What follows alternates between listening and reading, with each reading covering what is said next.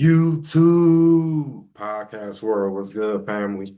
You already know the name, man. Pays and Plays podcast here. Gonna give y'all week 7 of the NFL picks and predictions. Listen, simple thing I ask, man. Just hit the like button if you like the content, if you watch it. If you look at that time stamp on your favorite team or matchup you want to know about, regardless, hit the like button, man. Great content. Make sure you guys also check out the Patreon. Last 3 weeks overall, 11-4, best bets.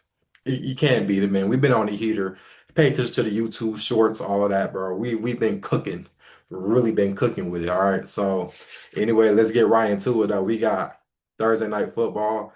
We got the Pittsburgh Steelers travel to Cincinnati, take on the Bengals. Bengals 5.5 point underdogs. Give me the Bengals to cover the 5.5. Steelers to win. Joe Flacco does bring this team a little bit of energy, be able to pass the rock and stuff for the Bengals.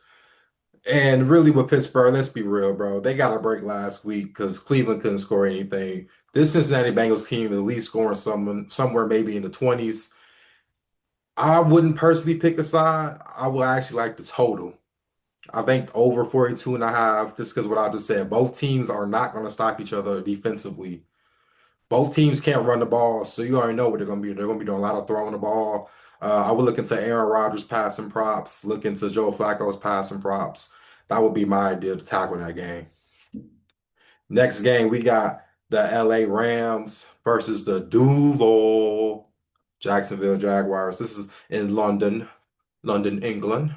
So you got the Jaguars at +3. I would take Rams to win and cover.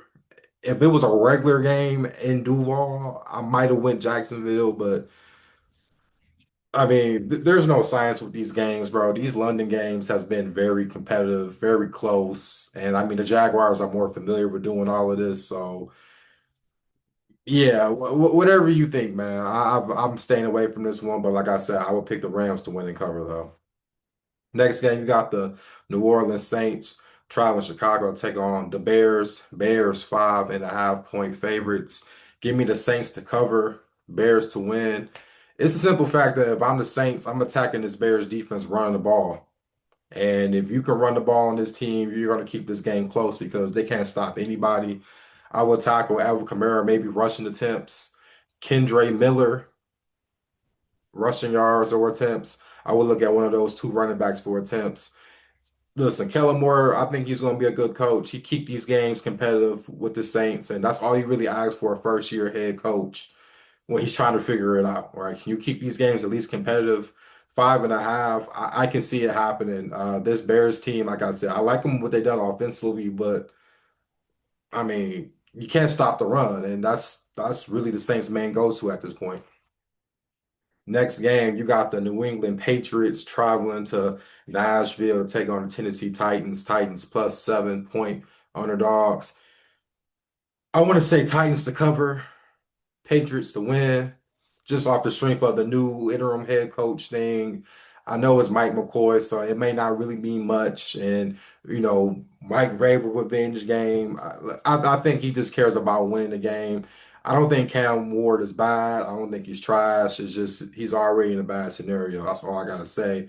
If you don't like the number with the Patriots, I would tease that down with a 6.7 point teaser and call it a day. Next game, you got the Miami Dolphins traveling to Cleveland, take on the Browns. Browns, 2.5 point favorites. I'm kicking myself, bro, because it was actually 1.5 Sunday evening, and I did not take it. But I will go with the Browns to win and cover. Yes, the Browns. Now, Kevin Stefanski needs to not do what he did last week and have Dylan Gabriel throw the ball for 50 times, bro. That was unacceptable.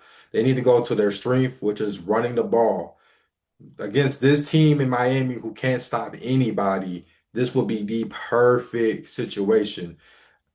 I don't have a side for this game or a total. I would look at Quinton Junkins, rushing props, attempts over yards, bro. He is going to feed. He might get a touchdown too. And when you're looking at Miami, their offensive line is terrible.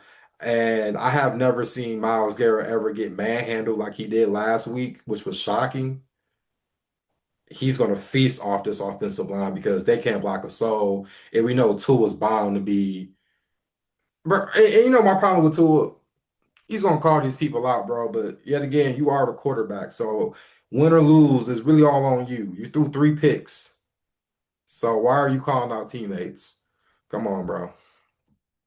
Next game, you got the Philadelphia Eagles traveling to Minnesota, taking on the Vikings. Vikings plus 1.5 point underdogs. Give me Philly to win and cover. I think with them getting rid of the OC, you got Nick Sirianni back to calling plays. I like it. That means I expect a lot of Saquon. I expect a lot of RPOs, but I really expect a lot of Saquon.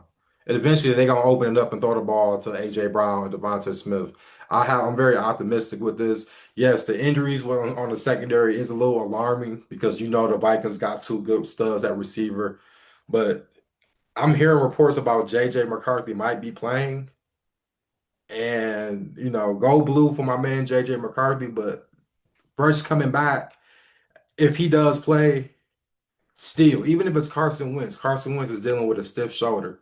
I don't know if it's his throwing shoulder, but I mean, come on, bro. You got a stiff. If you playing with a stiff shoulder, bro, I just, I don't know about that one, man. I just don't. And this Vikings defense would not be able to stop the run with Saquon Barkley. So give me Philadelphia Eagles to win and cover the -1.5. Literally, it was just 2.5 last night. So 1.5, I love it even more. Next game, we got the Carolina Panthers traveling to MetLife to take on the Jets. Jets plus 1.5 point underdogs. I want to take the Jets to win and cover, but I just won't do it. So I got something better for y'all. Take the over in the Carolina New York Jets game. Points will be scored both sides. Carolina can't stop nobody. The Jets can't stop nobody. Even though what's my man's name? Garrett Wilson isn't playing. This Carolina team's still gonna let you be able to score, bro. That's just how it is. I see it being in the high 20s. I think the over under last time I checked currently is 42 and a half. I had got the number was at 43 and a half. So I still love it either or. It's just expect a lot of points, but I do think Carolina does have the shot to win this game on the road. And we're possibly talking about them being a 4-3 team going to a playoffs possibility. I called it to some people. Carolina could make the playoffs. Next game, we got the LV Raiders, Las Vegas Raiders, traveling to Arrowhead to take on the Chiefs. Chiefs -11.5 point favorites. Now, you know what I like to do, right? Raiders to cover, Chiefs to win. I mean, these big numbers, how many times I said about Kansas City, bro? They kind of play level down to who they play against. So, divisional game, Pete Carroll should be a little better. Yeah, bro. I mean, I know they got Rice back, by the way. Rasheem Rice is back with the Chiefs, but like I said, these type of games, Kansas City kind of lollygags around. They'll win the game, but it the win by 12, bro, I have no idea about that one. Next game, we got the New York Giants traveling to Denver, to take on the Broncos. Broncos 7 point favorites. I'm a little weary on the cover, so I'm gonna say Giants to cover, Broncos to win. Not very confident on the Giants to cover though, however.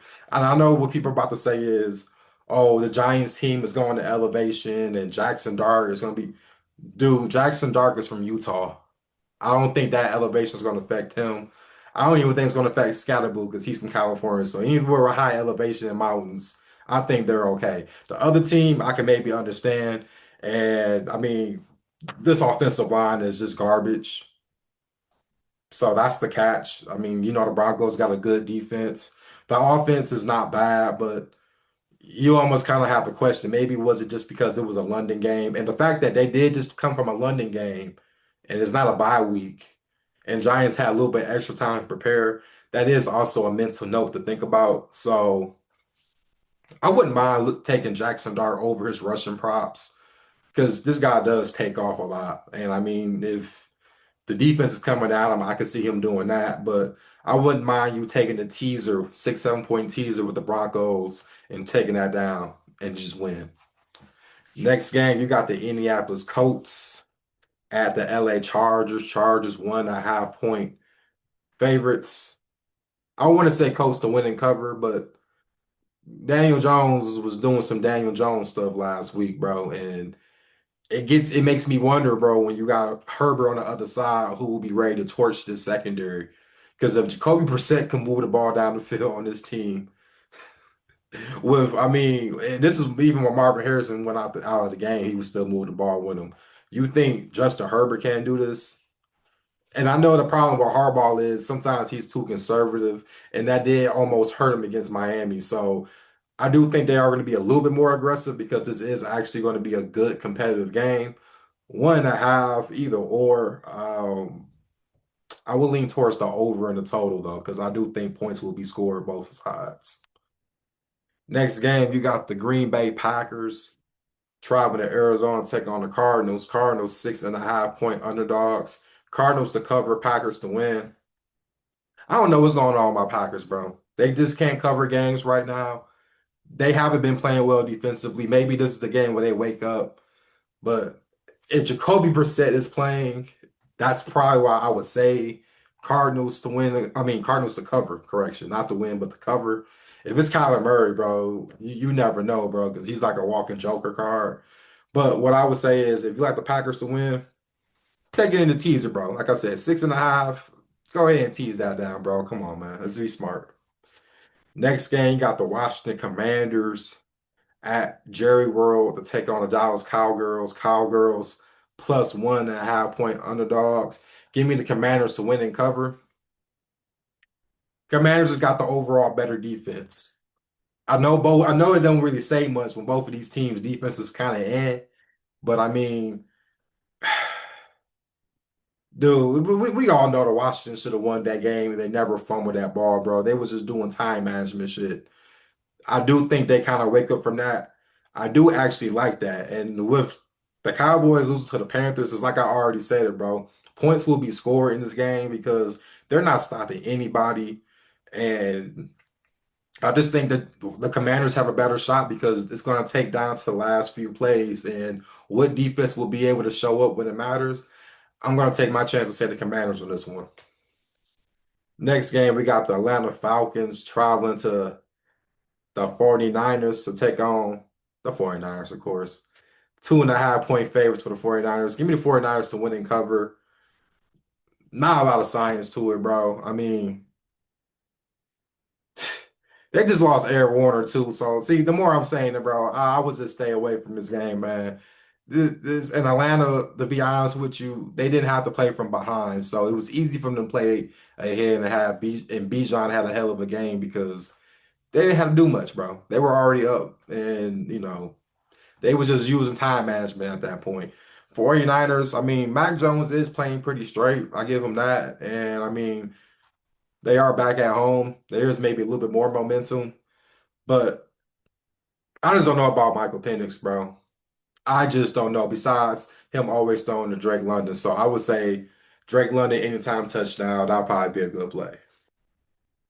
Lastly, we got two Monday night games, and then we'll call it a day for y'all. We got the Tampa Bay Buccaneers traveling to Detroit, to take on the Lions. Lions 5.5 point favorites. This is when I'm gonna go Lions to win and cover. This Buccaneers team has done exceptional. Baker Mayfield has done exceptional. And if you are going to take the Lions to win and cover, you're going to be sweating because you know that guy on the other field, Baker. You know that guy is going to be about it. Mike Evans is supposed to be back. The only downfall to why I wouldn't pick the Buccaneers to cover or win is because, I mean, Ibuka's not playing, Godwin's not playing. I don't even think Berkey Irvin is playing. So you're only talking about Mike Evans, which is still good. But this Lions team never lose back-to-back games from what I've been seeing under the Matt Campbell, correction, Dan Campbell. I'm thinking about college. The Dan Campbell era of this recent time. I just see points being scored though. And I wouldn't be surprised if the Lions run it up. So if you don't like the overall full total, I mean, look at the team total Lions over. This Buccaneers secondary can't stop a soul. I do think, but however, if they are able to stop the run like Kansas City did against this team, that is when the Lions get vulnerable. I will say that. So you just have to watch out for that matchup. It's the trenches for sure. And lastly, we got the Houston Texans traveling to Seattle, take on the Seahawks. Seahawks 3.5 point favorites. I'm gonna take Seattle to win and cover. This is my thing. I respect Houston defense. I love their defense, actually. I think they got one of the best defenses in the NFL. But if it comes down to it, where if the Houston's gonna have to run the ball, they're gonna have to run the ball. They get stopped. I've seen what Dexter Lawrence was able to do last week. Leonard Williams was able to do. This offensive line for Houston cannot hold a block. So if you can't hold a block for 2 seconds, 3 seconds, bro, when they start passing the ball, I just think that calls for a death slate for CJ, bro. I just think he's going to get sacked like crazy because, I mean, this offensive line is horrible. So I do want to take caution. I understand if you take the 3.5 with Houston, you're thinking a game-winning field goal and call it a day. This is a good defense. But when your offense does not produce and your defense is still out on the field, guess what's going to happen? Your defense is going to get fatigued, and we saw what the Seahawks team was able to do. So I mean, they're very talented. They're a very good, talented team. You see, they're starting to get very well coached up without some of their best players on defense. So with all that, man, like I said, hit the like button. Make sure you guys subscribe, man. Patreon link will be in the bio and the description. 11-4 the last 3 weeks, man. Come on. The momentum has been up, bro. We are cooking over here. All right. So as always, man, be safe out here, man. Let's get this money.